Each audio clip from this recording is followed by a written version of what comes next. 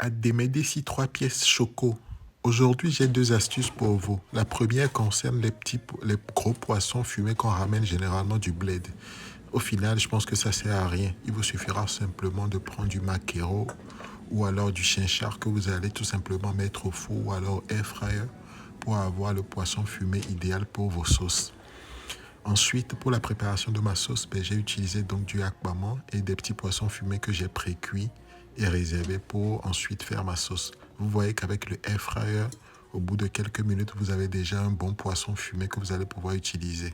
Ça sert donc à rien d'avoir ces produits du bled qui sont parfois fumés avec des trucs douteux.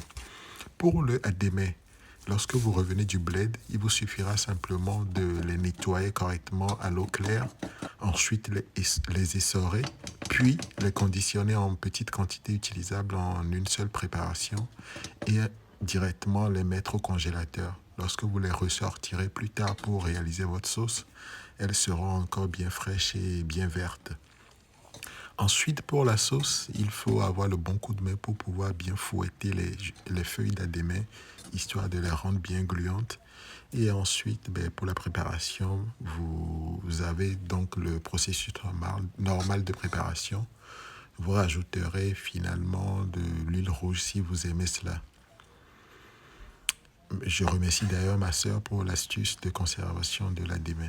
Regardez comment la sauce est bien belle, bien verte et bien embouteillée. Une fois que le plat est prêt, il vous restera plus qu'à dresser, à accompagner d'une bonne petite boisson et donc de votre akoumé.